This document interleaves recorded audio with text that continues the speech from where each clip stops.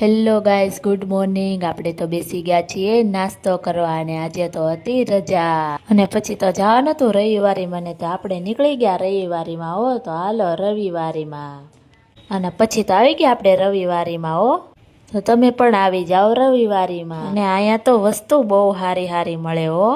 તો મોકલાવું મારા વાલા।